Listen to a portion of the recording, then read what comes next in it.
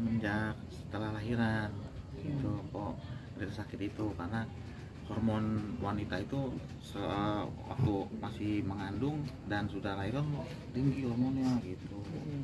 Jadi ngerasainnya setelah lahiran tuh, kencang-kencang setelah lahiran kayak gitu. Awalnya orang habis lahiran rasanya kantongan susu gitu, nyata itu timbul penyakit itu gitu. Banyak yang bilang maaf bang, kanker payudara betul. Itu kalau dari asisten bilang kemarin sudah dari ketahuannya dari 4 bulan kehamilan. Nah itu baru dianalisa kayak gitu. Yang timbul-timbulnya bener-bener ini tuh yang bener-bener kelihatan banget tuh setelah melahirkan kayak gitu. Yang waktu hamil tuh dikira kantongan susu gitu, karena kan hamil kan berbarangan tuh ada kantongan susu tuh. Tapi kalau lama-lama nabi lahir tuh makin sakit gitu, katanya kok sakit ya gitu. Jadi benjolan gitu bang maksudnya? Benjolan. Itu berarti sudah berapa lama itu maksudnya? Kayak semakin besar itu setelah melahirkan. Terus emang kan bawaan anak juga kan, pokoknya ada rambut rontok tuh. Emang kata orang ini bawa waktu ngelahirin Peto juga rambut rontok. Waktu si kakak juga rambut rontok gitu. Jadi kalau rambut rontok itu katanya bawaan hamil gitu. Setelah melahirkan tuh akhirnya begitu dicek di biopsi kan itu yang diponis yang kanker di payudara gitu. Untuk waktu pertama dianalisa itu stadium berapa? Masih 1. Ya, masih 1 tuh. Perlahan-lahan kita berobat ya, dengan tubuhnya besar cepet berkembangnya. Padahal udah mulai kemo juga kan gitu. Udah mulai kemo, berkembangnya cepet ya. Dan juga emang sampai umurnya sampai di sini gitu kok. Mau udah ajal, Allah kasih umur di 38 tahun sampai gitu. Si masalahnya kanker payudaranya aja bakal udah menyebar ke organ lain atau ke paru kata dokter sih. Ke paru tuh. Iya, ke paru. Nyebar ke paru. Jadi napas berat, agak berat tuh. Nah yang drop-dropnya sebulan yang lalu tuh drop-dropnya tuh. Tapi tetap kan berkembangnya kita berobat tuh berjalan gitu. Berjalannya setiap 2 minggu sekali berobat, 3 minggu sekali kita berobat kayak gitu. Berjalannya sangat cepet kayak gitu. Karena kan Empo juga kalau nggak aktivitas malah makin nyeri katanya. Kalau aktivitas ketemu teman-temannya dia makin hilang rasanya kayak gitu. Jadi nggak mikirin penyakitnya kayak gitu. Emang orangnya super ya gitu.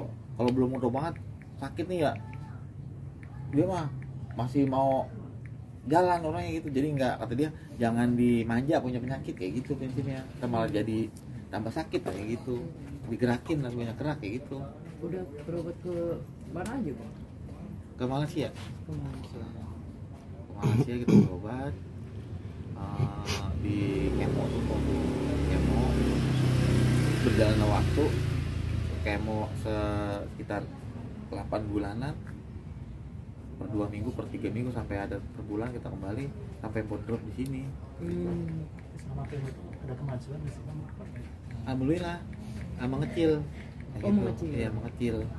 Tapi nyerangnya ke paru. Nyerangnya kecil tapi menyebar gitu. Menyebar. Kecil tapi nyebar. Itu makanya juga bingung kan. Udah mengecil, udah banyak perkembangan di apa? Sinar. Namanya di sinar tuh. Sampai 15 kali sinar. 15 kali mengecil. Empo batuk nggak hilang-hilang tuh selama 1 bulan itu. Kata dokter ada yang batuk 30 hari, katanya ada yang 40 hari kan. Mungkin salah satunya karena batuk 1 bulan itu kali. Batuknya terus, batuknya berdurasi panjang kayak gitu, batuk itu. Itu masih syuting bang? Kan kita tahu masih aktif ya? Iya, bulan lalu gitu, 2 bulan yang lalu. Tapi sebulan yang ini udah enggak kayak gitu kan. Udah mau sembuh lah dia gitu. Kita jangan mah udah, kita berobatnya dulu sampai Empo drop tuh, dirawat kan kayak gitu, dirawat untuk penyembuhan gitu. Ternyata makin hari makin kesini makin napasnya makin berat gitu. Berarti sejak 2 bulan yang lalu Bang Haji udah melarang gitu. Udah karena orangnya juga kan emang nggak bisa diem. Almarhum nggak bisa diem, katanya punya penyakit jangan dimanja kayak gitu, dan dipublikin juga nggak mau kok, jangan nyusahin orang nantinya kayak gitu. Udah jadiin kalau kita masih bisa ini sendiri gitu, dia prinsip begitu, orangnya kencang. Sampai beberapa temen yang lain juga tuh, udah diinin aja ntar insya Allah banyak yang bantu, tetap nggak mau dianya. Selagi masih kita bisa mampu, kita aja lah kayak gitu. Jangan pernah nyusahin orang kayak gitu kan. Tidak mengharapkan bantuan Iya, orang lain untuk berobat bukan itu berarti ya, kita so banyak lu, enggak gitu, karena dia pernah saya ajarin sesuatu mah lebih baik kita memberi ketimbang kita banyak menerima, karena Rasulullah itu senangan memberi ketimbang menerima gitu, itu lebih mulia kayak gitu. Jadi itu mencontoh gitu Pak, kan kata lu lebih baik kita senang memberi ketimbang menerima gitu, jadi dibalikin ngomong saya ya gitu. Nah Bang Haji, kemarin Bang Feder ngomong abang almarhumah gitu, bahkan dia sebagai kakak kandung nggak tahu kalau almarhumah sakit itu. Ya, taunya sakit kayak gitu. Jadi gini nih Pak, sekalipun saudara kandung aja juga jangan takutnya jadi pikiran kayak gitu. Ibu kandung saja nih ya nggak tahu, baru kemarin taunya. Kenapa? Takutnya malah pikiran orang tua kayak gitu. Apa mak, Pak jangan dibilangin mak gitu, katanya takut jadi pikiran kayak gitu. Udah kita aja udah kita telan ini, kita telan, kita berobat, kita berusaha ikhtiar sambil berdoa kayak gitu. Udah prinsipnya nggak mau, intinya ini almarhumah nggak mau nyusahin orang gitu, nggak mau jadi beban pikiran orang juga kayak gitu. Sebenarnya salah satunya yang penting doa aja udah, dia doa, di sholat, di zikir gitu, minta kesembuhan sama Allah kayak gitu. Ternyata Allah berkehendak lain itu, mau sebatas umurnya sampai 34 tahun udah kita juga bakalan kembali, ya udah kita ikhlasin kayak gitu. Mungkin menjelang apa menghembuskan nafas itu sempat komunikasi apa kalau iya, bilang Pak ini copotin ya, mama nggak kuat napas udah di sini gitu. Sempat ngomong gitu. Ngomong. Malamnya jam 2 tuh tidur udah nggak begini, tadi dia tidur lagi di tempat meja makan begitu tuh di rumah sakit, tadi tidur apa Mas? Suruh tidur di sampingnya. Jangan, ini sempit gitu, usapin aja ya. Iya kan ngomongnya 1 2, iya gitu doang. Usapin gitu kan, usapin udah dingin. Udah dingin ini ya. Makin kemarin makin sini dinginnya kayak gitu. Makin ke kaki tuh, jam abis subuh ke kaki tuh udah mulai tuh dingin. Dingin tuh udah mulai gelisah Pak, tidur sini. Panggil suster kan. Suster kata dia gitu kan, ngomong sama dia pakai cepet tuh, pakai handphone aja. Kalau mah pakai handphone aja, katanya nggak boleh ngomong terlalu banyak karena kan napasnya takut keganggu lagi gitu. Pakai handphone, panggil suster, ini napas sesak gitu. Akhirnya diganti alat tuh sama suster, oksigen yang paling besar ya gitu. Akhirnya jam 7 udah mulai tuh gelisah banget gitu, sini lagi balik lagi, tidur lagi begini, balik lagi minta diganti bantal itu, udah dingin tuh semuanya. Udah mulai jam 8 tuh ini nyopotin ini nih oksigen sendiri, oksigen kita selimutin, udah dibuangin sama dia, selimut lagi dibuang gitu. Udah nggak mau ngomong tuh, ngomongnya cuma Pak ini kemana nih, apa copotin aja ya mama, udah apa udah di sini gitu. Udah begitu tuh, udah gitu peluk mah ini nggak kuat gitu, peluk aja, peluk ngikutin ya, cuma sampai la ilaha illallah, cuma sampai Allah gitu merem, udah habis. Kata dokter kita upayakan, silakan dokter kayak gitu, biar medis juga ketahuan kan maksudnya memastikan nih udah masih ada apa enggak gitu. Ternyata emang udah nggak ada. Kalau dokter bilang jam berapa? Kita jam 8. Iya jam 8 sekian lah gitu, karena saya dalam keadaan juga panik, saya juga lemes gitu ya kan.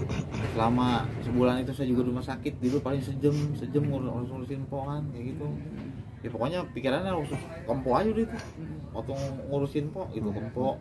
Jangan kan ini ngelihat panas juga enggak, saya enggak turun ke bawah, udah di ruangan itu aja, karena emang nggak bisa tinggal, manggil mulu. Pak malamnya aja mau meninggal manggil mulu, Pak gitu, Pak apa minta diusapin gitu belakangnya kayak gitu. Mau meninggal sampai di pangkuan saya naik ke kasur, dia sini saya peluk, saya ikutin, saya tuntun kayak gitu, masih mau ngikutin sampai Allah habis. Orang pertama yang Bang Haji telepon siapa? Arafi sama Irfan atau orang tua? Orang tua. Ya, orang tua saya telepon, baru Arafi sama Irfan tuh telepon. karena kan emang beliau tuh berdua emang nanyain terus kan, Empok gimana bang keadaannya, Empok gimana gitu. Bener-bener punya temen tuh Empok baik-baik semua, orang terdekat sama Empok baik semua. Temen punya Empok punya temen bener-bener support, ngedukung luar biasa kayak gitu sama kebaikannya. Jadi terkait penyakitnya almarhumah ini, kalau dari keluarga sendiri ada nggak sih bang yang riwayat penyakit? oh iya, jadi almarhumah ini divonis genetik dari ibunya kayak gitu, karena empok punya ibu lenjar kayak gitu, cuman mungkin nggak ganas ini, nggak aktif kayak gitu. Terus punya ponakan juga sama, 4 kali operasi kayak gitu, jadi nggak aktif gitu kan. Abangnya juga sama nih, ada di sini, abang lagi ada di sini gitu, cuma nggak aktif kayak gitu. Ada itu emang genetik itu dokter gitu, faktor genetik sebenarnya. Kalau lifestyle-nya almarhumah itu seperti apa sih yang abang tahu? Gaya hidup. Oh kayak gitu. Oh kayak gitu kan, sama makanan itu jarang, nggak sembarangan juga dia makan, karena emang jarang makan kan, paling makan secukupnya Empok itu. Karena kalau dia makan banyak badannya cepet mekar, dia makannya pilih-pilih lah gitu, sama kayak air es nggak mau dia. Kalau minum malam yang pH tuh dia minumnya bawa gitu. Kalau buat makanan sih alhamdulillah teratur gitu, makanannya sehat gitu, nggak makan sembarangan. Paling jengkol nomor 1 dia mah, jengkol itu nggak hilang kalau jengkol ya kan? Nomor 1 kalau jengkol. Nah bang, tadi kan abang ngomong kalau makan banyak empok cepat makan gitu. Iya. Nah semua orang tuh nggak nyangka dengan penyakitnya empok, tapi badannya tetap kayak orang seger bang. Ya, iya, satu kan habis melahirkan tuh emang lagi penurunan berat badan gitu Empok, berat kayaknya ngap gitu, badan terlalu besar kayak gitu. Ya emang makannya juga nggak terlalu banyak kayak gitu. Dia mau makan dari dulu juga nggak banyak sih Empok, mau makanan paling ngemil, ngemil coklat kayak gitu, dia ngemil kayak gitu. Tapi selama sakit nggak kurus ya bang? Maksudnya nggak krempeng Enggak, gitu loh bang? enggak. Emang wanita super itu almarhumah gitu ya kan. Kalau orang-orang kan kulit ya, Iya. dia mah segar kulitnya. Itu mungkin karena saya ajarin mah, kalau kita jangan lepas udu, kalau mau tidur udu, itu jalanin dia, udu dia mau tidur, udu dulu kayak gitu. Selama sakit berarti ibadah Iya, lancar terus iya. ya, Bang, kalau- Alhamdulillah. walaupun dari Maksudnya kasur. ya nggak sakit juga ibadah. Iya, iya. Ya, sholat, gitu, sholat, dia zikir di rumah gitu habis maghrib tuh, kalau mau syuting pulangan sore, dia sholat habis maghrib sampai isya tuh zikir aja gitu. Bang, tadi kan abang bilang 1 bulan itu di rumah sakit terus nggak bisa ninggalin kok gitu. Anak-anak kembar Rafa Raffi kan masih kecil ya bang. Nah itu bagaimana bang? Satu kan ada yang jaga juga, kedua kan kita ada empoknya empok nih, empok Banong, kontrol juga ke rumah gitu. Sama anak kan yang paling besar si kakak juga ada di rumah kontrol. Jadi tetap dijagain sama susnya sama empoknya empok kayak gitu, mengontrol. Paling kita video call dari mulai susu, makanannya apa gitu, tetap kita nggak kita lupain. Setiap hari-hari kita tetap komunikasi, bisa 4-5 kali kita video call anak. Ya bang, mungkin banyak artis yang ngejenguk gitu ya, Arafi, Irfan gitu, Ruben dan sebagainya gitu. Itu siapa aja sih bang yang paling sering mungkin? Yang paling sering ya Arafia Irfan, yang paling sering ke rumah sakit nanya juga kayak gitu. Emang kan hari-harinya sama Trioria namanya, ya kan? Hari-harinya sama Trioria kayak gitu. Jadi hari-hari juga beliau pada nanya kayak gitu, gimana kondisinya kayak gitu. Setiap hari tuh Nanya, produser juga nanya. Baik banget, semua baik banget, nanyain kondisi, keadaan kayak gitu, sampai malam-malam pada datang kayak gitu. Malam datang. Kalau keinginan kok yang belum terrealisasi terwujudnya apa sih? Keinginannya itu mau ngajak si Petong umroh. Mas, Petong umroh udah janji keluarga nih. Oh, kita ajak anak-anak umroh yuk gitu.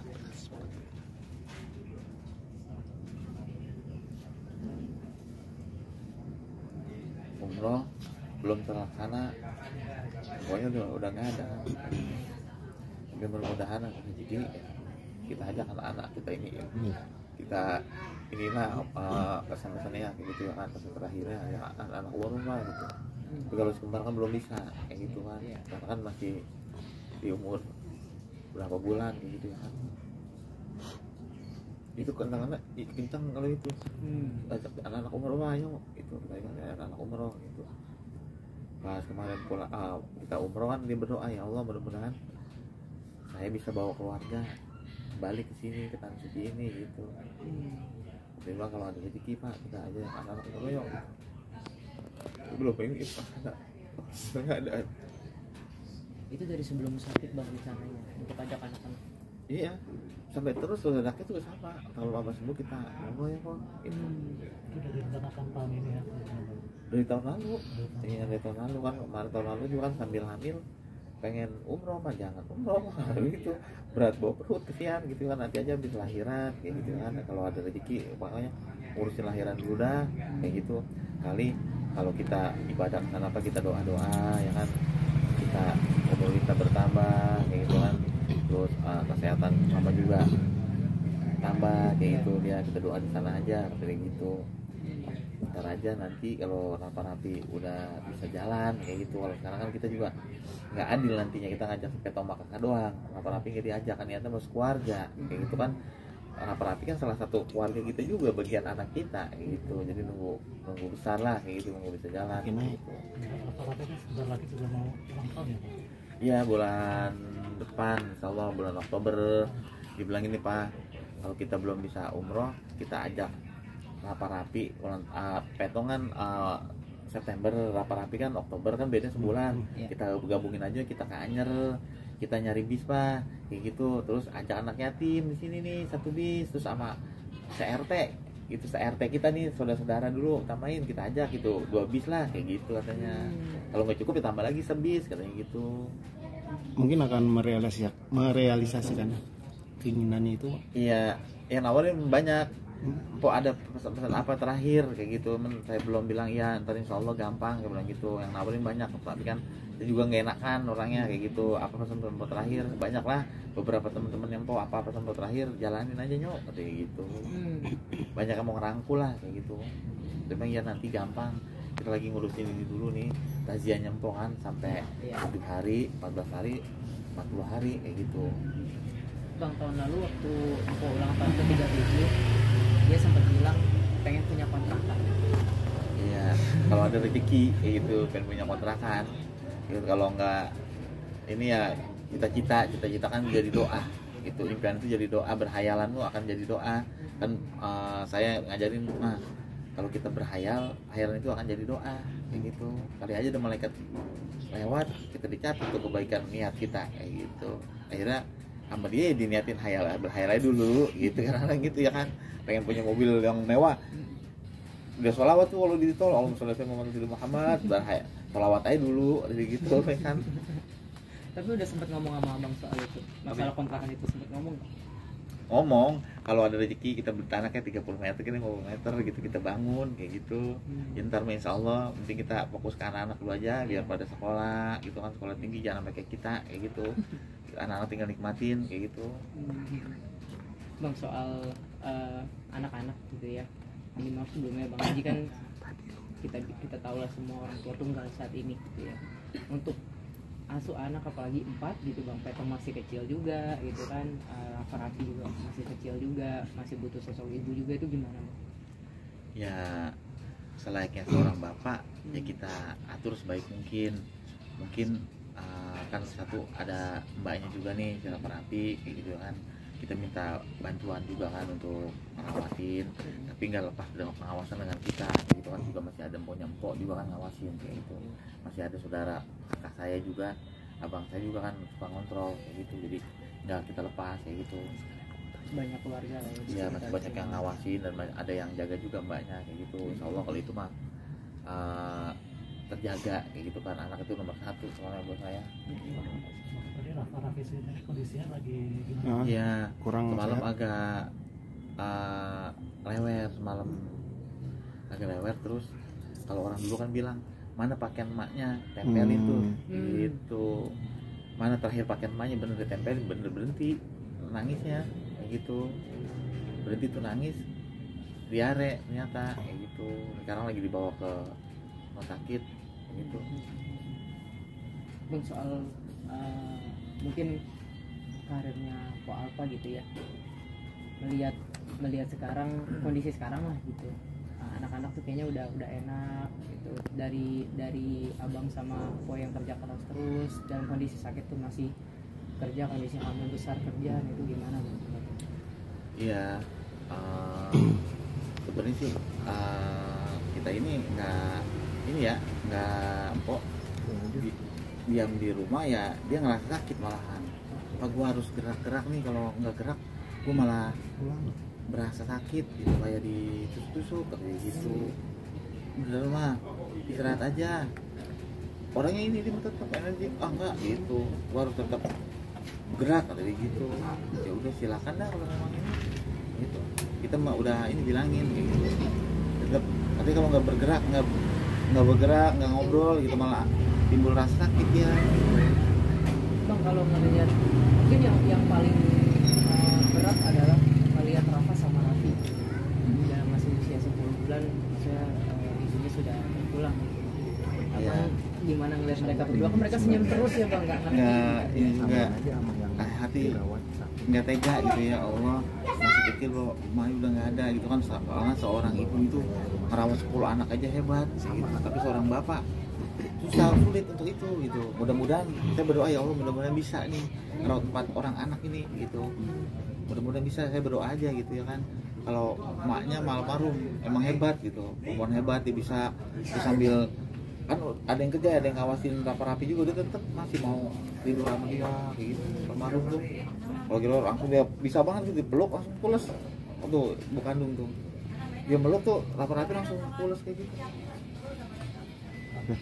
Soal kebaikan kok di lingkungan sekitar sendiri, kok juga Dari almarhumah kayak gitu, kata dia Pak, ini kan di masjid kita belum ada ambulan nih gitu, doain apa, kata dia gitu, kalau dapat rezeki kita beliin, kata dia gitu. Akhirnya doanya dijabah tuh Mpok, dapat rezeki tuh, dapat iklan gitu. Akhirnya sebulan niatnya tanggal 1, dapat rezekinya tanggal 25 tuh, kurang lebih gitu, di atas gitu. Jarak sebulan lah baru dapat rezeki kayak gitu. Akhirnya diwujudin sama Allah Ta'ala itu, diwujudin. Ada bilang Pak, ini udah ada rezeki kita ini gitu, udah dapat iklan. Ya udah lah, nah, niatnya laksanain kayak gitu secepatnya. Ya berarti bener ya, jangan dimakan dah.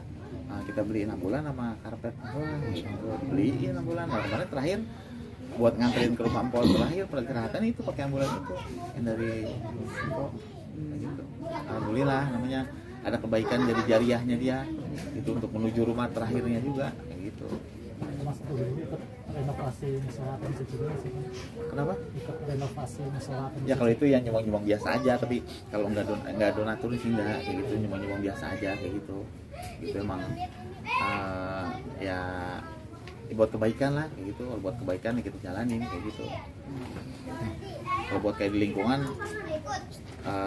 kayak organisasi apa, ikut andil kayak gitu, ikut andil karena kok nyanyi ya gitu, mau kayak gitu, pesta rakyat gitu di sini sendiri mau mah kayak misalnya orang kamu hajatan kok manggil kok berapa duit ya, udah lu kasih undangan gua aja, gua datang gua nyanyi gitu orangnya, nggak usah lu nanya harga gitu, kita masih sekampung kayak gitu, bukan orang lain gitu, datang ketemu kayak siapa gitu, mahajatan dari kampung datang, dia awalnya disuruh nyanyi kok berapa, nyanyi ini buat acara apaan, hajatan udah kasih undangan aja ya, kita gue datang gitu, nggak pernah minta bayaran tarif enggak gitu.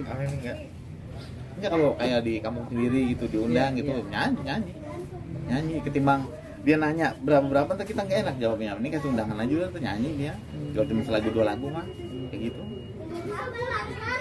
Bang, terakhir mungkin untuk doa Bang untuk diri sendiri gitu ya, ingin menjadi dengan setelah Po Alpa berpulang gitu ya, ingin seperti apa sih Bang ke depannya, menjadi ayah seperti apa untuk anak-anak, menjadi pemimpin bagaimana di rumah dan sebagainya gitu dalam hidup lo. Yang terbaik untuk diri sendiri ya mudah-mudahan saya masih dikasih kesehatan, diberikan umur panjang biar bisa merawat anak tuh sampai dewasa gitu, nyekolahin kayak gitu kan, hidupin anak-anak gitu. Dan saya juga diberikan ketabahan gitu kan, ditinggal sama Mpok kan, dan mudah-mudahan juga almarhum diterima di sisi Allah Subhanahu Wa Taala, diberikan surga gitu. Dan anak-anak juga bisa pada sehat gitu kan, karena saya juga kan belum bisa banget nih ya kan, belum bisa banget karena kan ada yang masih kecil kan apa, tapi berusaha gitu untuk supaya menjadi bisa dan ada bapak yang baik kayak gitu, bapak yang terbaik untuk anak-anak kayak gitu. Bang, satu lagi untuk cinta abang sendiri, kalau kemarin kita lihat abang pingsan dan sebagainya gitu ya, cinta abang sendiri sebagai suami dari almarhum itu seperti apa sih bang? Cinta saya insya Allah dunia akhirat kayak gitu untuk empok kayak gitu, makanya kita kan dari nol dan nikah dan papa dari nol gitu, kayak di pom bensin gitu, dari belum siapa-siapa dan menjadi apa-apa kayak gitu. Jadi kita ngerasain asam garamnya, ngerangkak kayak gitu, benar-benar ngerangkak dari bawah kitanya gitu. Ada duit ya 10.000 ya kita beli beras, ketemu ya kita makan, mah enggak kayak gitu. Baru nikah gitu kan, pokoknya dulu waktu zamannya belum nikah kita kasih 50.000 aja tuh sama dia bisa cukup buat perawatan juga tuh, hebat tuh Mpok. 30.000 dia buat beli lauk sama beras, 20.000 dia buat tabungan tuh buat perawatan dia waktu masih jalan di panggung gitu. Dia perawatan tuh, mama cukup lah itu tuh, cukup alhamdulillah tuh, saking dia bersyukurnya dicukup-cukupin jadi cukup kayak gitu. Pokoknya histori saya tuh keinget yang dulu itu, orang yang terimain gitu, kita kasih duit berapa yang pernah nolak gitu, nggak kayak bilang dikit apa enggak, orang yang diterimain alhamdulillah emang rezekinya segitu, mau diapain kayak gitu, mau itu 50.000 kayak 10.000 emang rezekinya segitu, dia bersyukur, makanya dia angkat derajatnya kan Allah kayak gitu. Kok bisa jadi orang terkenal ya sampai titiknya itu kayak gitu, karena orangnya menerima kayak gitu. Oke, siap. Oke.